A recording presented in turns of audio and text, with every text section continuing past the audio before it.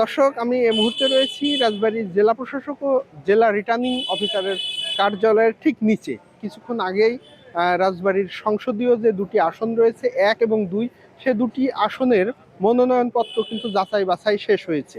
এই যাচাই বাছাইয়ে রাজবাড়ীর 1 আসনে মোট 4টি মনোনয়ন পত্র কিন্তু জমা হয়েছিল, 4টি বৈধ বলে ঘোষণা করেছে রিটার্নিং কর্মকর্তা। রাজবাড়ীর দুই যে আসনটি রয়েছে সেখানে মোট 12 জন প্রার্থী মনোনয়নপত্র জমা দিয়েছিল। তার মধ্যে থেকে 5টি মনোনয়নপত্র অবৈধ বলে ঘোষণা করেছে রিটার্নিং কর্মকর্তা, এবং কেন অবৈধ হয়েছে সে বিষয়টিও কিন্তু উল্লেখ করেছে। রাজবাড়ী 1 আসনে আমরা যেটি দেখলাম যে বাংলাদেশ জাতীয়তাবাদী দল বিএনপির যে প্রার্থী আলী নেওয়াজ মাহমুদ খৈয়ম, জামায়াতে ইসলামের প্রার্থী অ্যাডভোকেট নুরুল ইসলাম সহ জাতীয় পার্টি, পাশাপাশি আমরা দেখলাম যে জাকের পার্টির যে প্রার্থী, এই 4 প্রার্থীর মনোনয়নই বৈধ বলে ঘোষণা করেছে।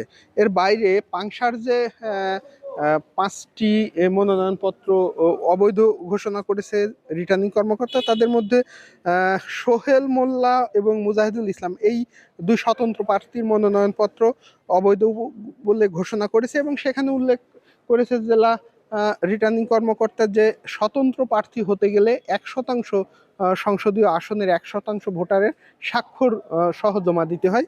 এটি তারা করতে ব্যর্থ হয়েছে। এর বাইরে আর যে 3 প্রার্থী, বাংলাদেশ সাংস্কৃতিক মুক্তিজোট আব্দুল মালেক, তিনি ঋণ খেলাপি থাকার কারণে তার মনোনয়নটিও কিন্তু অবৈধ বলে ঘোষণা করেছে। বাংলাদেশ ইসলামী আন্দোলনের প্রার্থী মোহাম্মদ আব্দুল মালেক, তার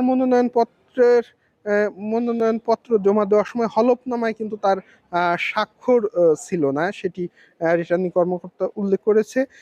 আরও একটি যে নতুন এবং ফিরে আসা গ্রাহকদের জন্য নগদে চলছে ক্যাশব্যাক সহ প্রতিদিন হাজারো উপহার জেতার সুযোগ। হবে আশা আর ফেরা, সারপ্রাইজ সেরা। প্রার্থী বাংলাদেশ খেলাফত মজলিসের মোহাম্মদ কুতুবুদ্দিন, তার মনোনয়নটিও অবৈধ ঘোষণা করেছে। রিটার্নিং কর্মকর্তা যেটি বলছে যে এই দলটির কেন্দ্রীয় সভাপতি বা সম্পাদকের যে প্রত্যয়নপত্র, সেটি মনোনয়ন পত্রের সাথে জমা দেননি, ফলে তার মনোনয়নটিও কিন্তু অবৈধ ঘোষণা করেছে। এর বাইরে আমরা দেখলাম যে বাংলাদেশ জাতীয়তাবাদী দল বিএনপি রাজবাড়ী 2 আসনে হারুনুর রশিদ, তার মনোনয়ন পত্রটি বৈধ ঘোষণা করেছে। জামাতে ইসলাম, এনসিপি, গণ অধিকার পরিষদ, তাদের প্রার্থীদের মনোনয়নও কিন্তু বৈধ বলে ঘোষণা করেছে। এর বাইরে আরও একজন স্বতন্ত্র প্রার্থীর মনোনয়ন বৈধ বলে ঘোষণা করেছে, সেটি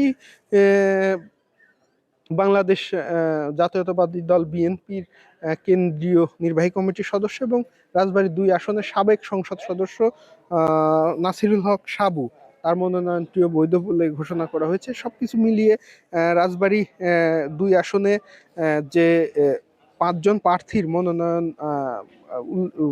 অবৈধ মনোনয়নপত্র ঘোষণা করা হয়েছে, তারা কিন্তু নির্ধারিত সময়ে মধ্যে ইচ্ছা করলে নির্বাচন কমিশনে আপিলও করতে পারেন এই বিষয়টি নিয়ে, এবং সেখানে যদি আপিলে তারা যুক্তি সঠিকভাবে উপস্থাপন করে তাদের মনোনয়নপত্র কিন্তু ফিরেও পেতে পারেন। এবং যাদের মনোনয়নটি বৈধ ঘোষণা হয়েছে, আগামীতে প্রতীক বরাদ্দের পরে থেকে কিন্তু তারা নির্বাচনী প্রচারণা চালাতে পারবে। মূলত এই ছিল রাজবাড়ী থেকে এই মনোনয়নপত্র যাচাই বাছাইয়ের খবর।